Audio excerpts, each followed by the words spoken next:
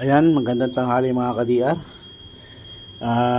Ngayong tanghali na to, kamuting kahoy yung ulamin natin mga ka-DR. Hahalukan natin siya ng kamatis at saka sardinas mga ka-DR, no? Ito lang hanggang ano natin dyan, yung luto na pabulang lang, hindi nagigisain. Yun lang, kamuting kahoy, iiwa-iwain lang siya ng medyo maliliit. Yan, nakahukay tayo sa ating taniman ng kamuting kahoy, kahit pa paano mayroon pa siyang mga laman. Yan mga ka-DR, pabalatan natin siya ngayon mga ka-DR. Yan mga ka-DR, ito na yung kamuting kahoy na nabalatan na natin, ano? Ang gagawin natin ngayon is titilad-tiladin natin siya ng maliliit para madali natin siya lutuin. Ayan.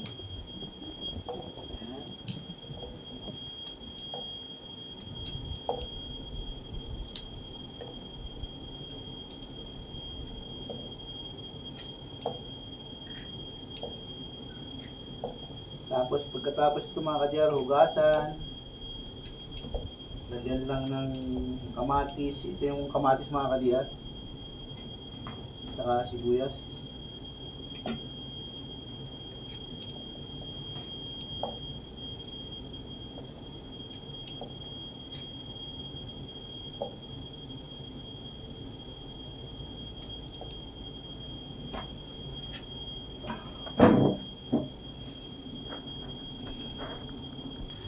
Ayan na siya mga ka-DR.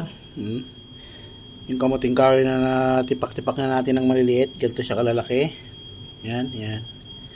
Ito siya kalalaki mga ka-DR. Yan, nilagay na natin ng sibuyas sa kamatis. Tapos lalagyan natin siya ng mga 2 basong sabaw mga ka-DR.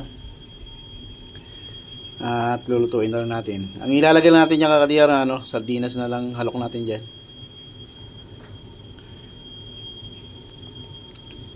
Mga ka-DR, naisip ko rin pala lagyan ng total naman, pabulang lang naman yung luto niya. Mas masarap siguro mga ka-DR kung lalagyan natin ng bayabas. Yung medyo masim, para maging masim-masim. Tsaka lagyan din natin itong, tawag ito, busitaw yata itong sitaw na to. Maiiksi lang siya para yung sabaw niya may lasa na. Masim-masim. Ayan mga ka-DR, lalagyan na natin siya ng sabaw. Lagyan natin siya ng sabaw. Yan.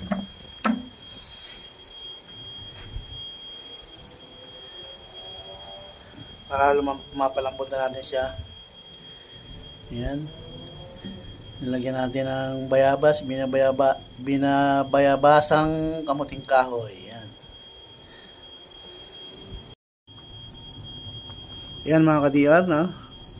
Yung nilagay na natin yung sardinas. At saka naglagay na rin tayo ng konting magic syrup. Yan. Tikman natin siya kung ano na yung lasa ng sabaw. Wow! Grabe! Ayos mga ka-DR. Sarap, sobra. Konting na lang ito mga ka-DR. Konting lambot na lang kasi malapit na yung kamuting kahoy. Maya mga 5 minutes yan, okay na siya. Ready for serving. Yan mga ka-DR, okay na siya, luto na siya. Yan. Yun, binabayabasang kamuting kahoy na may sardinas. Wow, sarap.